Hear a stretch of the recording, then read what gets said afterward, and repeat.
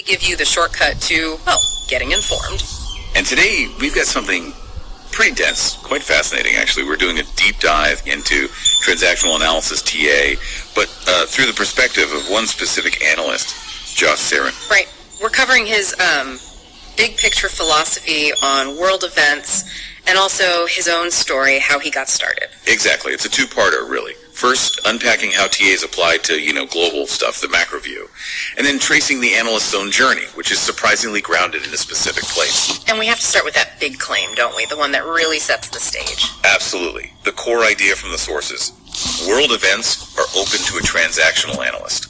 That's the foundation. It's a bold statement. I mean, most people see world events as just messy, right? Maybe too complex for something like TA. Well, the analyst here is arguing that underneath the chaos, the psychological dynamics, the strokes, games, scripts, all that TA stuff, they're always there, always readable. Okay.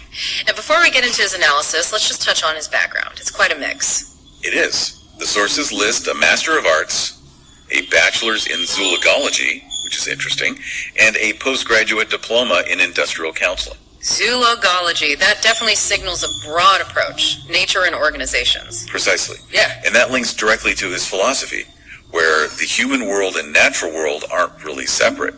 Nature plays a surprisingly active part. Yeah, that bit caught my eye. Nature isn't just there. No, not passive at all. The sources say nature has a network to the deserve to assist. And it emphasizes that this help for the needy, it persists. It gives nature a kind of moral transactional role. So if nature's transactional, society probably follows suit in this view. That seems to be the implication. You see it in the social observations. Things happening around us aren't just random. They have messages to transmit. And society sort of allows good things, permits them. Yes, that's the phrase. It suggests a baseline of good, and maybe bad stuff is when transactions go wrong.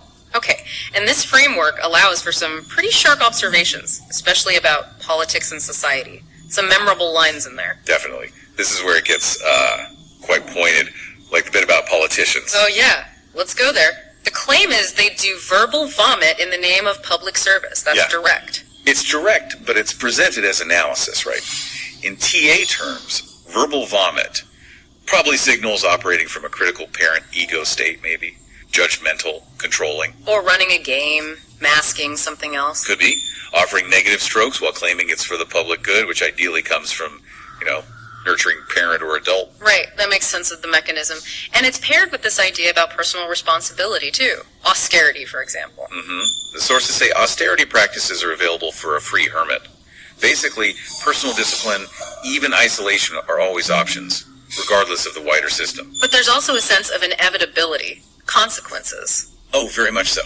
A key point is about unchecked atrocities. The idea is they inevitably lead to consequences one does remit, like a cosmic balancing of the books. You can't run a destructive script forever without payoff. And then there's that specific, almost funny example about social climbing. Ah, yes, the jerk aspiring to be elite.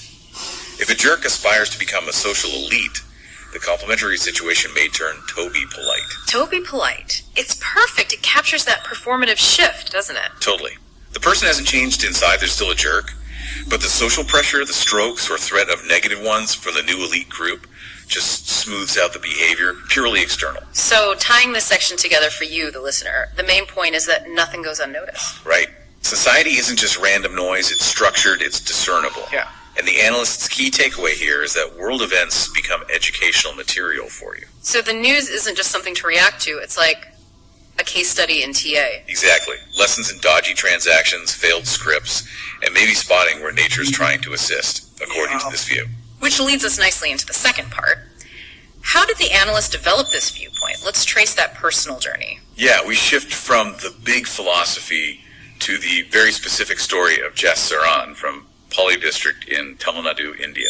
And the city of Trichy seems absolutely central. Integral, definitely. His development is deeply tied to that place. Okay, so the sources give us some key moments. It starts really early, age 16. Yeah, join National College Trichy for a pre-university class. So Trichy is part of his identity right from his teens. And then just a few years later, age 20, he's back in Trichy, recording for All India Radio. An English talk, and listen to the topic. Whether man is influenced by nature. Wow, okay, so that theme was there right from the start. connecting back to the philosophy we just discussed. Exactly. The seeds were sown early. Then at 22, he gets practical experience. Salesperson in 𝗔𝗬𝗔𝗞. 15 months. Real-world transactions. The day-to-day stuff. Essential grounding, you'd think, for TA. But the big moment seems to be age 24. The books. That's the pivotal point, yes. Yeah. Reading nearly 400 books on transactional analysis, an intensive study. 400? That's a lot. And where did this happen? Not just anywhere, right? No, it was at a specific place, a growth center run by Mr. Ratnam. And understanding Mr. Ratnam is key here. Okay, who was he? Well, the sources tell us he was the chairperson of the Productivity Council of 𝗔𝗬𝗓 at the time. This was in the 1970s. Productivity Council. So TA wasn't just therapy back then. It was linked to industry. Very much so. Seen as a tool for, well, industrial counseling efficiency. It connects back to the analyst's own diploma. And Ratnam had other connections, too. Something about transport. Yes, he was the son-in-law of the owner of TST Transport Bus Services, a major local company in 𝗔𝗬𝗓. So the local TA movement had ties to significant regional business and industry. It wasn't just an academic pursuit. Not at all. It had practical backing, financial patronage.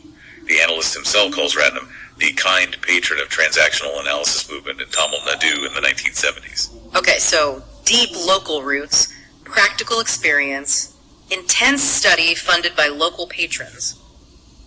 That's a solid foundation. Absolutely. And that foundation, that local support, is what launched him onto the international stage. Right. Mr. Ratnam encouraged his first official exposure to international TA figures. And it wasn't a small step.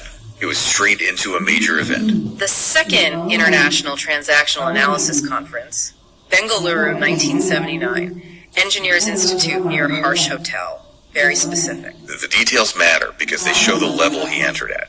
He was immediately interacting with the big names. And the sources list some of them. It's quite the lineup. It really is. Let's name a few. You have Carlos Welch, President of 𝗤𝗓𝗓, the Transactional Analysis Society of India, but also chairman of the Institute of Behavioral Sciences at Law, and founder of the Christian Counseling Center in Vellore. That's quite a portfolio. Shows the breadth of TA's application in India than academic legal counseling. His wife, 𝗤𝗓𝗓 Welch, was also there. And international figures, too. Yes. Oswald Summer, an Australian TA resource person and facilitator, shows the global exchange happening right there. Then Carol Huss, a consultant for the Voluntary Health Association of India, again applying TA to public health. But perhaps the most significant name listed. Jackie Lee, MSW. Exactly. Founder of the Reorienting School of Thought and described as a close friend of Dr. Eric Bernay himself, the originator of TA. Wow. So, through this local network starting in 𝗔𝗬𝗓, he gets direct exposure to people connected right back to the founder. That's the remarkable trajectory. Deep local grounding leading directly to top-tier international connection and validation. It really brings the two parts of the story together, doesn't it? The sweeping philosophy isn't just armchair speculation. Not at all. It's built on this rigorous, locally rooted, internationally connected history. He kind of earned the right through this journey to make those big claims about world events, about 𝗣𝗚𝗘𝗬𝗓 or 𝗣𝗑𝗑𝗓𝗧. And it always comes back to you, the listener. This isn't just history or theory. No, the analyst sees it as a tool for you. World events as educational material. A way to understand what's really going on beneath the surface. So the final thought is about applying this. Right. Remember the framework. Politicians might engage in verbal vomit, but nature is seen as this active, assisting force. The world is presented as inherently transactional and ultimately educational. So the challenge for you is? Well, if world events are lessons, try to spot a transaction in your own life or environment that follows that pattern mentioned earlier.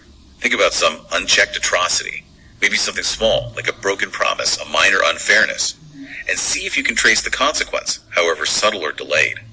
Apply the lens. Start analyzing the scripts, using this framework forged back in 𝗔𝗬𝗓 and Bengaluru. Fascinating stuff. We'll see you next time for another deep dive.